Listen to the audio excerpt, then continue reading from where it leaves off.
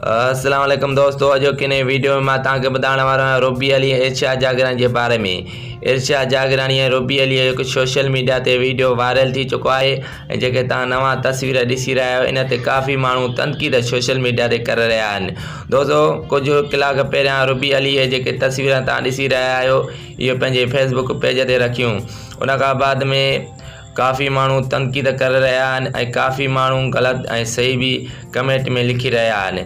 दोस्तों, अॼु किने वीडियो में मां तव्हांखे ॿुधाईंदुमि त रुबी अली ऐं इरशाद जागरानी असुल हक़ीक़त छा आहे ऐं हीअ तस्वीरूं छाजियूं आहिनि जेको सोशल मीडिया ते वायरल कयूं वयूं आहिनि। पर दोस्तों, हिकु असांजी रिक्वेस्ट आहे, जेकॾहिं तव्हां असांजे चैनल ते पहिरियों चकर आयो त महिरबानी करे सब्सक्राइब करे घंटीअ जे निशान ते ज़रूरु क्लिक कजो। हलूं था पंहिंजे वीडियो तरफ़। कुझु ॾींहं पहिरियां रुबी अली ऐं इरशाद जागरानी जो मॉडलिंग वीडियो रिकॉर्ड थियो हुयो, जंहिंजो चैनल हुयो सन टीवीअ ते।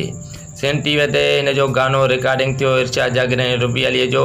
उन खां में तस्वीरूं रुबी अली ऐं इरशाद जागरानी जूं तस्वीरूं कढी वयूं हुयूं। उन खां बाद में अॼु रुबी अली पंहिंजे फेसबुक पेज ते जेको आहे त पंहिंजा तस्वीर शेयर कया।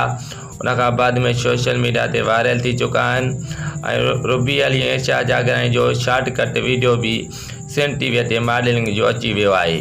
दोस्तों, उन ते काफ़ी माण्हू तनक़ीद करे रहिया आहिनि। दोस्तों, अॼोको वीडियो पसंदि अचे त लाइक कंदा, कमेंट कंदा, सब्सक्राइब करे घंटीअ जे निशान ते ज़रूरु क्लिक कंदा।